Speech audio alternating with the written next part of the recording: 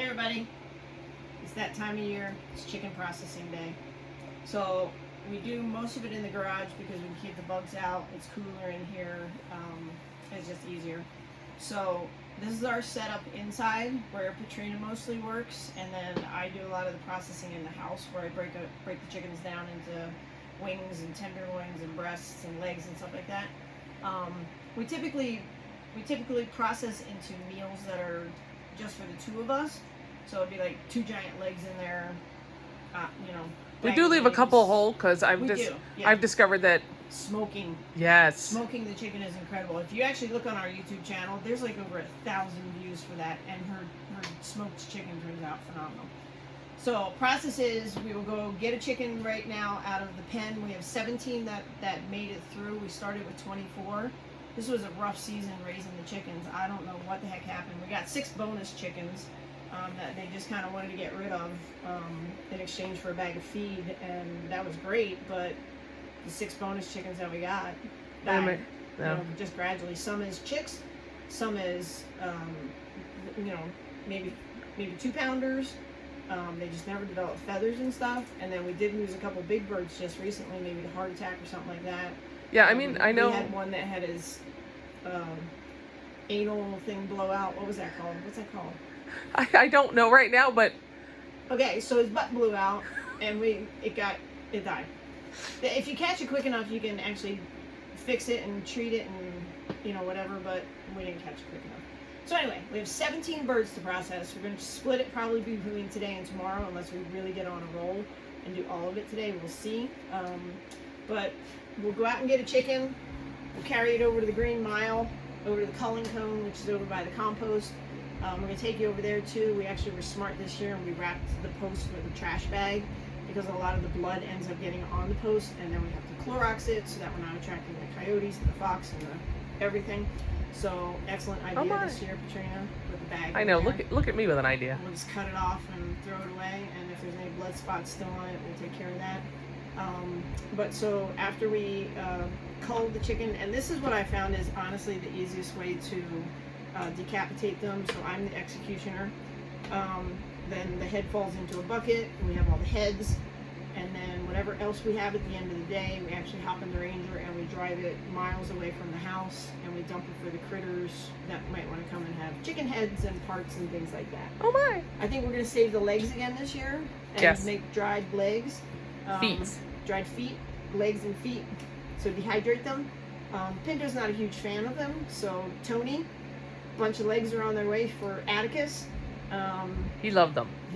And he's a big dog, so he can handle them. He's a Saint Bernard. Yeah. So anyway, cull the chicken, take the head off, bring the chicken in, then it goes in the hot pot. This water's already heated at boil, so we will scald them, which actually helps get the feathers off really, really easily. And we learned, so like the first year we heated the water and then we had it just kind of sitting, so we learned we have to keep reheating it. Yeah, so we have it now sitting on the camp cooker, and it works great. Right, and then there's an extra bucket of water there to swap it out halfway through. Right. Because the unfortunate thing is they're so big and fat right now. They're probably 6 to 8 pound chickens at this point. They don't really walk anymore. They just kind of lay down, and so their bellies kind of get full of poop. And so you're the poop geek. You got to say poop. Poop geek. And so then we have to wash and change this water pretty frequently. So they'll come out of the scald then. We will pluck them. The feathers will go in the buckets down underneath here. Then Katrina starts processing on one here and breaking them down. And then once they're semi-broken down and she has the guts and everything out, then I go in the kitchen and start that process. So we'll shut it off right now. We'll go over to the chicken pen, show you how we actually expanded it because we had more birds, but then they died anyway. And then we'll take you on the walk on the Green Mile over to the culling cone, and we'll go from there. All right, see you in a minute. Okay, so we're out at the chicken pen. So when we raised 12 chickens, this is enough area for them. Since we had more birds, we built an extension on and just kind of hooked it on for now. But it's good to have. We'll keep this intact and just store it somewhere. But as you can see, they're so fat that most of them are just laying down. These are good sized birds right now. These are 6 to 8 pound birds, I would guess. They're pretty pissed right now because And they look didn't at the eat. size of their legs, though. Their legs are just huge. And if you notice, they'll walk like 2 steps, and then And then they're down. plop down. So they are pissed right now because they have not been fed as of yesterday. What time? Well, so I fed them yesterday morning because we weren't going to be home. Normally I wouldn't, but I fed them like half the food, so they probably ran out of food Midday. Okay. Chickens down. Yep. We're down. Okay, and so then what is the reason that you stopped feeding them? Because when they eat, it fills up their crop, so they don't digest right away. They fill up their crop and then they slowly digest. They usually digest overnight. Right. So by not feeding them when we go to clean them out, they'll have an empty crop, and it makes things just a lot easier. Exactly. They do have water though. They're allowed to have Yes. water. So our goal is to process half of them today, and like I said, if we get them all done, like we just power through and get it done, that would be great, because by the morning, the ones that are left are going to be really pissed. So, this is how it goes. We, at this point, are ready to grab a chicken and take it on the walk, and it's just, at this point, they're pretty easy to grab, because there's so many of them. But as this thing starts to clear out, it's going to be a little bit harder, because especially since they have all this extra room, so they can kind of go down there and, you know, but we might have to hide. actually unscrew it so that we can get in there to get from the other side and just set it there. So as we're walking with them, Katrina's actually the one that picks them up, so I'm going to take the camera now. We pick it up and we hide their head, and it keeps them calm for the whole walk over. So we're going to switch. I'm going to grab the camera, phone, and the only reason we're like switching now is because by the time we get over there, they'll be calm, like Katrina's shirt. Everybody, this is like Katrina to a T. All right, who's ready? So they gaggle a little bit, not too bad. Let me get the lid closed here. And then as she's holding them, they calm down pretty quickly, pretty easily. And it's actually nice to spend this time with the chicken personally as we're getting ready to process it. It calms down. And like I said, and it realize, gives us time. So, you know, we have laying hens and then we have these. And I didn't realize until we had chickens how different each of these are. Yeah. These chickens are bred for this purpose. They're bred to grow fast. Let me get in front of you. Let me get in front of you. You can't keep these chickens As pets. Right. It's or not their as purpose. as laying hens. Yeah. Their hearts are going to give out.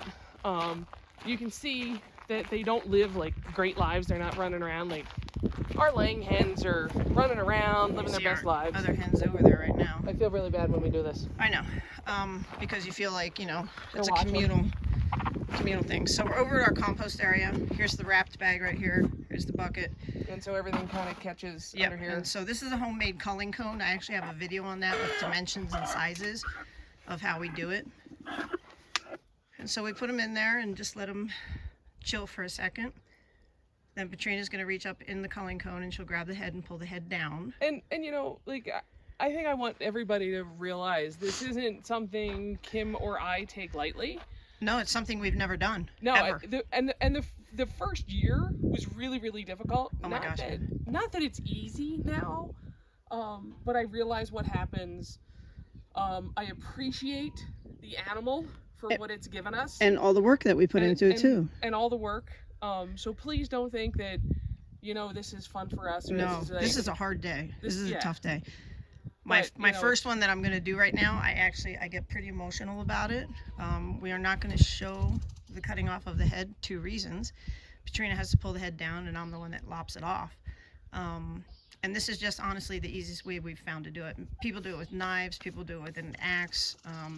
And they, you know, there's all these stories about, oh, the chicken's just running around then with its head cut off. That doesn't happen for us. The head comes off. It stays in the cone. We're taking a little long here, so I don't want to stress the chicken. The head comes off. We let it drain out, literally probably 30 seconds to a minute. Yeah. And then we're off to process. So I guess we'll wrap it up for now, and We'll get back with you as we get the chicken out and start to head in. And there is going to be a disclaimer on the beginning of this video. If you choose not to watch any of this process, that is your choice. So I will say goodbye for now and tend to our chicken. All right. Didn't show anything. All right. So as promised, we're back. We didn't show anything, but the first chicken is gone. Still in the cone. We leave the bucket down here. And then what I'll do is I'll kind of climb out of here. This fence is off for the day. Yep. So I'll climb out because it's easier for me to do it this way. And this is to get the chicken over to the garage. Right. So she's not really bleeding too much anymore. No, they don't bleed too much. And that's it. So then we carry it over. We'll go into the garage. We'll dip her. Take all the feathers off. And for right now, Kim's with me. But since we don't keep the birds whole, I'm able to go faster than Kim. Because she has to, not that, I mean, I'm good, but I'm not that good. Well, no, it's getting the tenderloin off the breast, and it's separating the breast, and it's, cutting the wings off. All that stuff takes a lot of time when I'm in the kitchen processing like that. And it's just a cleaner environment that we feel that we're able to do. So, is that hot? The lid? You all right? It is warm. But you okay? I'm okay. All right. Pinto, back up. This is hot.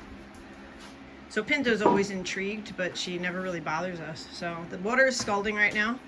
And so the chicken goes in, kind of roll it around a little bit. Did you want a tray for that table? Yeah. Okay, I'll grab another one. So these are big old baking trays that we use. They're full sheet baking pans. Full sheet baking pans. So there's a bucket down at Patrina's feet. We will both work on the first one together to get jumping on it and start plucking it. So you're about 30 seconds into the scald right now. So as we get started, if the feathers start to not come off easily, we just re-dip again and go from there. So got your bucket. All right. Okay. So I'm gonna let you show a little bit of this one, how the process goes. That's some fat feet, man. So if you pull away, Like up. up against the grain, kind of, it's easier. And as you see, they're coming off very nicely. The Now ones, they make things, and I actually recently read. oh, chicken spinner.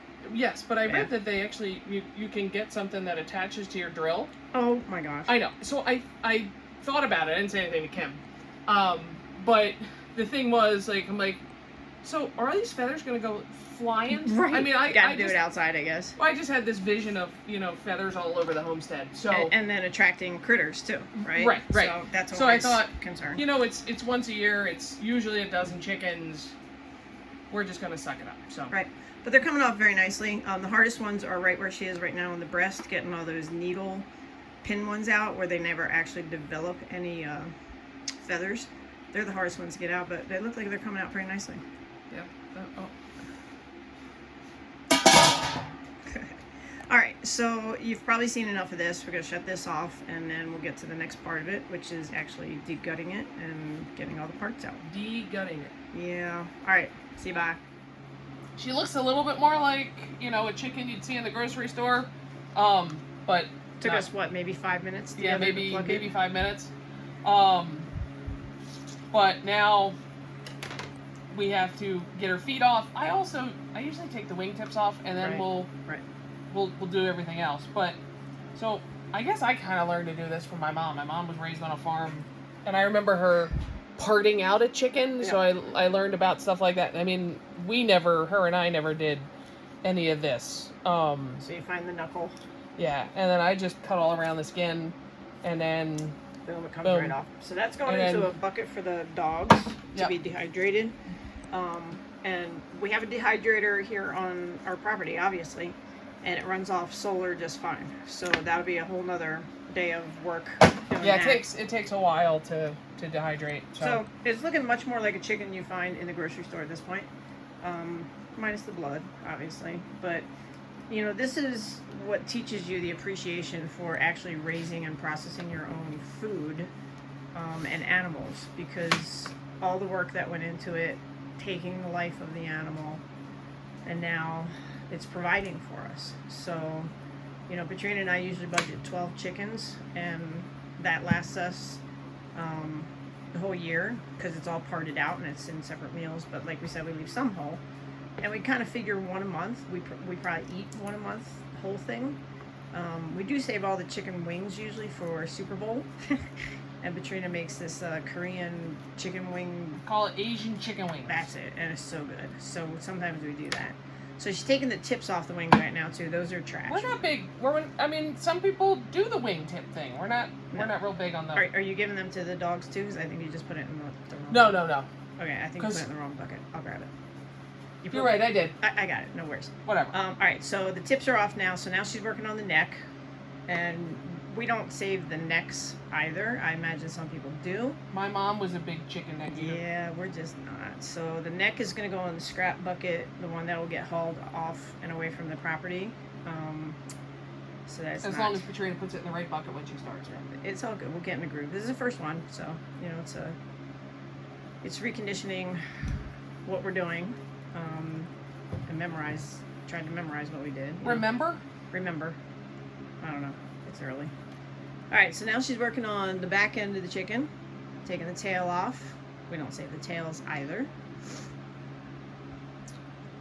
So, like, everybody has to remember, it's been an entire year since I've done this. So. Yeah, and actually the very first chickens that we did, oh my gosh, we massacred them. They did not turn out good. We had to part them out. Couldn't figure out how to get inside, to get the lungs and all the stuff out, because it's actually easy once you do it one or two times, but the very first time, like getting your hand in there and getting everything separated is very difficult. Well, yeah, and I'm like they talk about, you know, you put your whole hand in there. Your giant hand can't get in there. Well, it does, but I mean, like the video I saw, there was a guy doing it, and I'm thinking, he made it look so easy, right? It was done in seconds. Right. So. But it does take us a bit. But yeah, if you're watching this video because you want to see the fastest way to do it, turn off the video and find another one, because this ain't it, sister. So she's still working, you know, at the tail end there, trying to make her space. Well, because I honestly get petrified about, you know, hitting the wrong thing and. Yeah, but you know, when I take them in the house, I'm actually rinsing them with water because I'm getting all the residual off. I'm getting any extra feather pins off, you know, so that part, if you should rupture something, is fine. It's not, because we know how I am. But it's okay. It's all good. So, still concentrating on the tail area. Then she's probably gonna swing up to the neck, get that separated off. So there's like a gland back here. Yeah. And then the butt. Yep. And you don't want any of that. Right. And I'm trying to stay stationary the best I can, folks. It's a long day process for us. So you see, I'm gonna come around this side. You'll see the waste bucket is up on top of a milk crate to get it up to waist height, so we're not bending. I have a nice pad down on the floor for Katrina to stand on, because it's a long day. It's a lot of work. But again, it makes you appreciate the animal that you're processing and what you're doing and the food that it is providing for you. So you see she's up at the neck right now, trying to separate that, which is the esophagus and the craw. Is that what's called? Crop? Not the crawl. The crop, which should be empty because, like we said, we didn't feed them. Sometimes it does have food in it, and it gets a little messy and doesn't smell particularly great, but is what it is. So she's working, trying to get her finger in there, separate it, and then eventually she'll be able to pull that whole neck out of there. Well, she won't pull the neck out. Well, I mean, just, you know, everything around the neck. Yeah, so allegedly, if you loosen everything up from the front, it actually should fall out. Come out the back. Yeah. I've never been that good. But maybe someday. You know, this is our 3rd year processing chickens. Yeah. And every year we get a little better, gets a little easier, we learn a little more. You know, but it's still a great appreciation for the animal. And when I go inside and start doing my part, maybe Katrina will take a break from out here and she can come in and I'll show you what I do. Because again, Kim will fall behind because she parts the whole. Well, because I part it out and it takes a lot of time. Right. You know, separating. Well, I wasn't giving you a shit. No, I know. But separating everything, like pulling the tenderloins off, I'll show you where that is located in on the breast. Because I don't know any of that. That's not my job. Right. And so typically we don't keep the spines either. You know, some people, I guess, might keep that and use it for soups and things like that. But oh, I'm sure. I mean, when I watch the videos, a lot of the people just, they do everything and they leave the chicken whole. But right, because it's just the two of us, it doesn't make sense to do no, that. I mean, we get so many more meals out of it, you know, this way. I mean, it would be a week of chicken, like, you know, like Shark Week. For us, it would be Chicken Week. And I know, I'm not. So now, after it is all broken down and processed, like the chicken legs and things like that, and the thighs, those bones will keep. I'll just stick them in a bag in the freezer. And then when we have a bunch of bones, we do make chicken broth. We cook down and make, we can it. So we'll put, you know, the, what's that called? Mirepoix, the celery, the onions, the carrots. Look at you. Yeah, I was right. And then we'll just make our broth in giant bottles, and then and chicken and pieces of chicken in there too. And then all we have to do is add noodles or make homemade. Yeah, I mean, some stuff I do just broth, so you strain all that other stuff out. But we'll do the base of chicken noodle soup. Yeah, we'll do a chicken soup, and then we'll add noodles because I think they get like gross. Exactly. So as you see, this process right now, we're working on 8 minutes at this point, but I'm not going to move. If you choose to zoom in, you can zoom in, and you can see that she actually has the entrails out. And I apologize, everybody. It's the been a whole first year. one. It's all good. Nobody. This video was actually requested by somebody in Deer Lodge, Montana. Which I think is kind of cool because he wants to teach his kids. It's education for his kids. So, you know, last year we talked about doing the process, but we did not show any of the process at all. And he actually requested, because he watches all the videos with his children, and his kids inquired. I think that's so cool. It is cool. So leave it to Montana to ask for the process to be videoed. So yeah, so Katrina's in there now almost. I'll get so much better at this. You will. It'll go quicker. I'm not worried about it. We forgot to look and see what time we actually started today. So it's 1 o'clock on the dot right now. I would say we probably started at least a half an hour ago from the time we went and picked the first chicken up. Probably. And went to the culling station. So she's just about there, I can tell. So she's back in the front of the neck, loosening up again. And like I said, if you choose to zoom in, you may. Katrina, watch that knife. It's standing up. Thank you. Safety first, everybody. Don't need no Katrina parts in there. I can't get her loose. You're concentrating. I can see the concentration. I'm actually not even looking at what I'm doing. I'm concentrating. So things are going back forward with what you're doing right there. Yeah. And like I said, the chicken will be washed out when I take it inside. So if anything should happen to rupture, it will be taken care of and addressed in-house in the kitchen. All right. So most of it's out. Looks like maybe the esophagus might still be hooked on or something. Up in the front.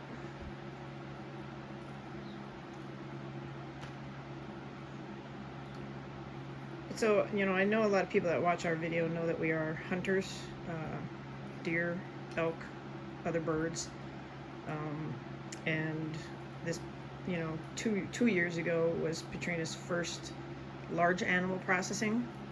I started her off with a squirrel. She shot a squirrel with her 9mm, 40 yards up in the air, and shot in the head. And I'm like, all right, let's go process it. Kim said I shot it. I had to eat it. Yep. So it was the first thing she ever shot and processed was a squirrel. Then we moved up to, now, out of that, she's going to save the kidneys and the liver for me. And all of that will get cooked up for the dog. So we started with a squirrel, then we moved up to rabbits. We started trapping rabbits the first year. And then we moved up to deer and then elk. And she's been a real trooper learning how to do all this stuff. And I'm very impressed. My mom would be so impressed. I know. So there's all the guts going in the scrap bucket, and then the kidney and liver. If you want to zoom in, you can see what that looks like. And the heart. Did you see me the heart too? Oh, Yep, yeah, right there. there's the heart. So I will zoom in on this. Hold on one second. So you can see the different parts. So show the heart first.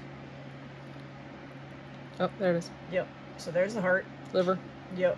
Big Kidneys. liver, kidneys. So that all goes into a bowl, gets cooked up for the dog. So at this point, bird is cleaned out, and we are ready to head in the house and start my process. Y'all good there? Yep. Buttercup? Just a little soft.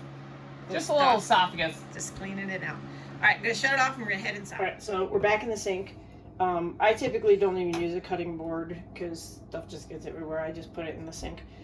You'll notice it's starting to get a little bloodier now and pink. So it's just what it is. That's how it happens, right? So the first thing I typically do is take the legs off. So when I process the chicken, Katrina and I are not into a lot of the fat. So I typically take all the fat off. You also take the skin off, though, really. That's what I mean. The fat, the skin, right? Oops, so I just got a little close there. But I leave the large part of the thigh on. And so that's how we bag it up. But like I said, I will take all this off and get that processed out. And then the wings come off pretty easy as well. So you see I went right into that joint there. Come up this side of it. Look at you explaining things. I just like cut the wingtip off. And so then we got the wing, and again, I will take all the fat off that. We just don't like it. I know it makes things I know, like even crispier and whatever, but even when I smoked the chicken, you know, it said to put stuff on the skin, and I was like, well, there's no skin on our chicken. right. So all of our discard stuff, I'll just put in this bag for now, and then we'll take care of it. So you see right now, I have my nice big breast. And that ain't true. But like, look at the size of that thing. Like this. Hey, so we forgot to weigh it. Oh, crud. Well, we'll weigh the next one. We usually take an average anyway. I mean, we do keep track of every single bird, and what it comes out to. So I'll probably bring the scale in before we do the next chicken, and I'll make you through the whole. But I mean, in a bag pretty much like working a large animal. If you just get the skin off right near the meat, you don't lose anything, you don't waste anything. So it's just kind of how I do it.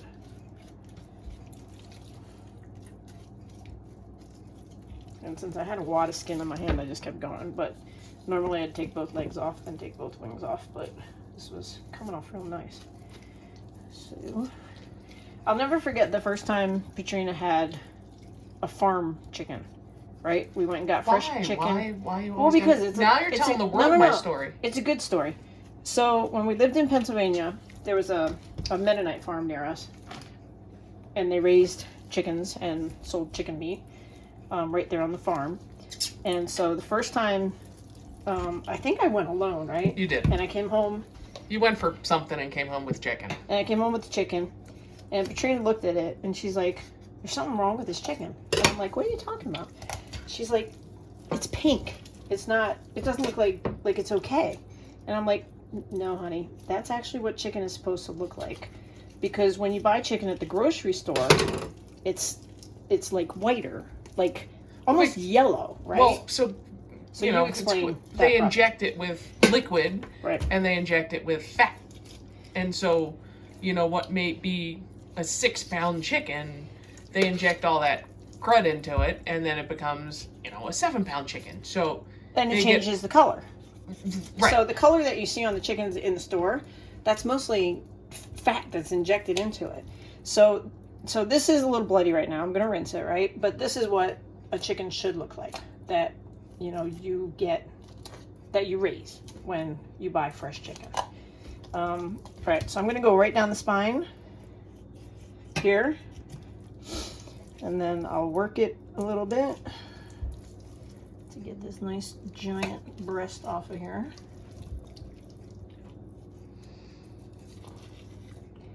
I'm a 4-year-old. So right now I have to be careful because the tenderloin, chicken tenderloin, this is that. This is that. That makes sense. I have a master's degree, and that's how I just pronounced that, right? Anyway, so the size of that breast, you typically don't even see in a grocery store. And like I said, all this will come off. This silver skin will come off, and this is a nice pink, beautiful piece of meat. So this is now the tenderloin that runs inside along the breast, or along the spine, rather. I think I might have to have the light turned on in a minute when you're done filming, so I have more visibility. So I'm just working around on the ribs now to separate it off of here. I can see and I can feel right where the back is, and I just keep working until I get it all. And I've been kind of teasing Kim that she takes longer to do her thing than it takes me. So what we do then is there's my tenderloin. Look at the size of that chicken tenderloin. And she actually packages the tenderloins up separate, by the way. Separate. Everything gets separate, right? So I'll put 2 big boobs in one bag for us, and that'll actually be 4 meals because the 2 of us will share one. This is probably 8 ounces, so we typically eat like 4 ounces at a time. It's probably more than 8, but. And then I'll put several tenderloins in a bag. If we ever want to just do tenderloins, I'll put just wings in one big separate bag, and then the legs with the thigh in a different bag. So she's at almost 6 minutes, right? So yeah, we'll get her a little backed up here with meat, and then to catch her up, when I mentioned that we keep 1 or 2 whole. So see how nice that just split open? I went right along the spine. It popped the breast off and left the tenderloin in there, which is, it's really nice. So, I actually don't get normally a chance to see you do this. It's pretty fun for me too. But when she gets really far behind, we'll take a chicken or 2. So slippery. And we will make that a whole one. We'll leave that one whole. It helps her catch up. Yeah. So we don't take, the first chicken or whatever and say that's our whole one, because we need her to catch up at some point. So coming in from this side again, I just have to be careful with the tenderloin being right there. Come on now. Oh, jeez. So again, look at the size of that breast. Holy macaroni. Okay, so then here's my tenderloin. And you can just kind of feel right along the rib line where it is. Ooh, that's some wind kicking up outside. We're hoping for rain. We don't have all our water tanks filled yet. We've got 3 done, but we're tapping into the 1 already. And then we don't have the big giant 500-gallon Uncle Ross one filled yet. So a little concerned about that going forward with watering everything, because it's starting to get dry already. And so there's my other tenderloin. So the bird is basically processed. I will go through and I'm going to come underneath and I'm going to pull all this other meat off of the ribs. And then those little pieces and stuff, that's what'll get saved for like the chicken soup and all that. Because I'll show you how much meat is actually still on here. In 1 second. Okay. So there's meat here. There's meat here. Here. Look at that chunk of meat right there. There's still meat here. So I'll clean this all off really well. This is all good meat. And all that will be left is basically the ribs of this carcass. And that's that. So I still have work to do, obviously. So how many minutes am I up to right now? 8. I have at least another 5 to get the rest of the skin off and get things separated out and washed up and cleaned up. And then we'll go out and start another bird and do the process again. So each bird, like that was our first bird. So we're thinking at this point, we're probably at 45 minutes. By the time I'm done, it'll be an hour. As we keep going and getting through the process, it'll actually shorten up. We'll get quicker, we'll get better, and we'll just get in a rhythm and we'll keep going. And we'll see how many we get done today, and we'll let you know at the end of the day. So, chicken processing 101. When you look at this chicken now, right, that's in the sink, this is what you buy in the grocery store. So you get your big old breasts. You can buy a pack of tenderloins. You can buy your leg and your thigh. So this one's cleaned up. That one still has stuff on it. And you got your wings. So when you go to the grocery store, that's what you see. You don't see this and all the work that went in to getting to that point. And again, it's the honest, grateful appreciation for raising that animal, caring for that animal, feeding that animal, cleaning up after that animal, and then taking that animal and processing it. So there you go. All right, catch you at the end of the day. We'll let you know how many we got done and what our weights are. All right, cheers everybody. Bye from the homestead. Okay, so I've taken all the other little bits of meat off of here, and this is all we have left. So in this bowl here is what I got off of this. That'll go into our chicken stock. So the first bird is like totally done, and it hasn't been an hour yet.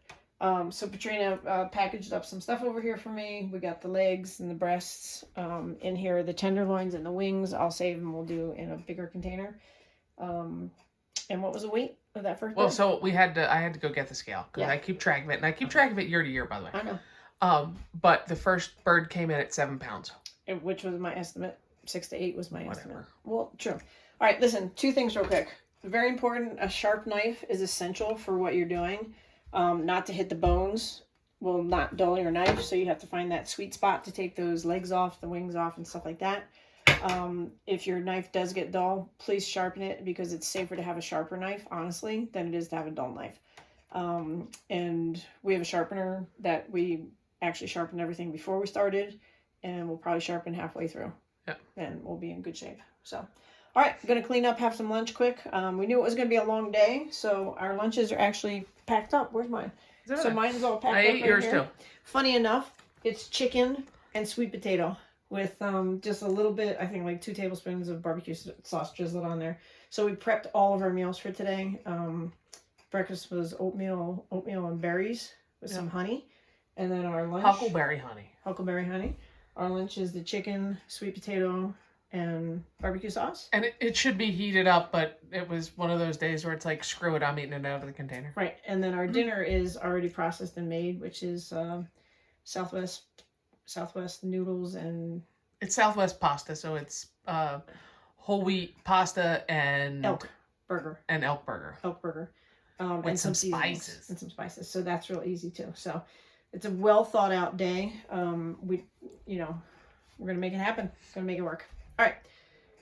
I think that's it for now. So cheers from the homestead, and then we'll give you the total at the end when we're done. So this will post in a day or 2. Back to work.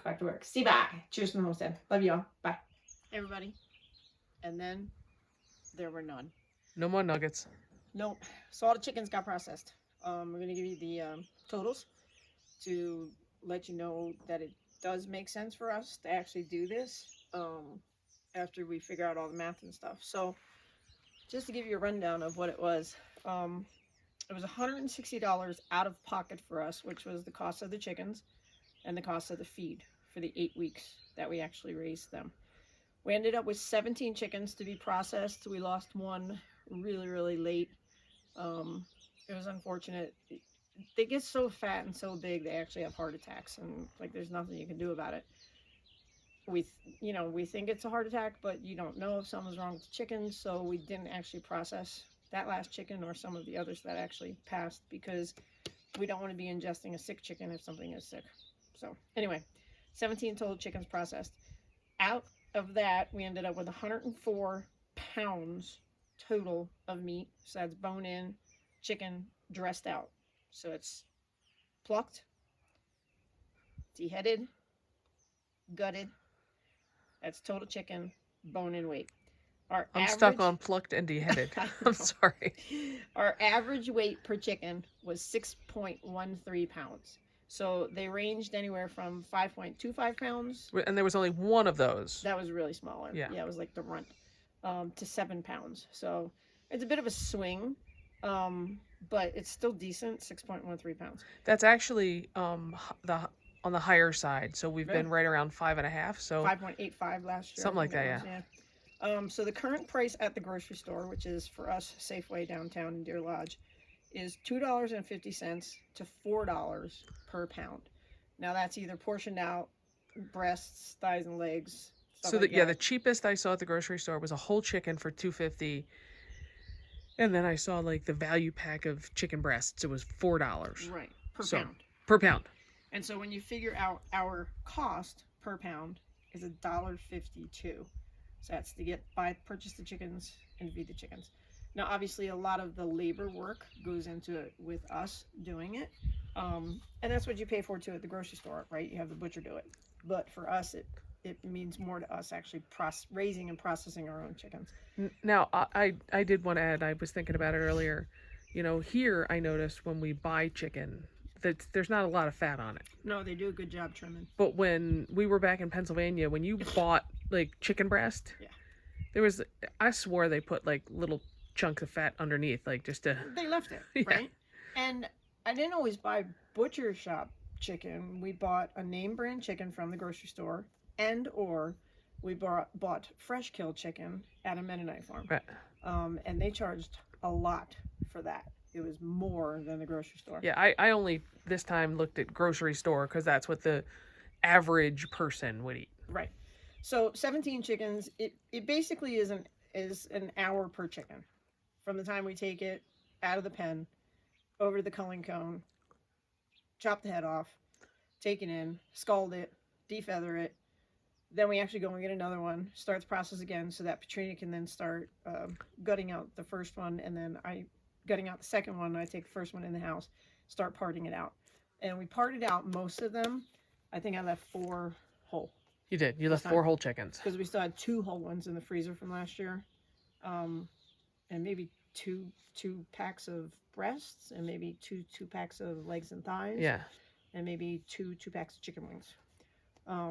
So we just actually did a freezer rotation. It was more than a 2-pack of chicken wings, but you know. Maybe. Well, there's at least 8 in there. Or something like that. It's like a little 8-pack. But when we did that, we took everything out of our freezers, rotated everything, and we did a freezer inventory to see where we stand for hunting this year as well. And we're still in really good shape as far as deer and elk. Yeah. And 3 rabbits still in there, a couple of fish in there, trout in there. So we're in really good shape. But, you know, when you figure in the labor factor, that's where your cost really happens at the grocery store and or a fresh kill market. But again, we're proud to do this. It's a hard thing to do, but we know we raised them. We know what their life was like. We know what they ate, and we know how they were processed. So, man, it's been crappy all day. All of a sudden, talking about all our little chickens. So there we are. I guess that's it. But that's our rundown to, you know, somebody had asked recently if it's profitable for us to actually do this. And the answer is yes. And it's a lot of hard work. But we're happy to be able to have all the chickens give their lives for us. So that's it. Any questions, comments, concerns, reach out. We are going to put a disclaimer at the beginning of this video. It's kind of a longer video because it's pieced together in segments. But we do show part of the process, not the actual execution, but the cleaning process and stuff like that. So view at your own discretion. Alrighty. Cheers from the homestead. Take care, everybody. And we'll see you next time.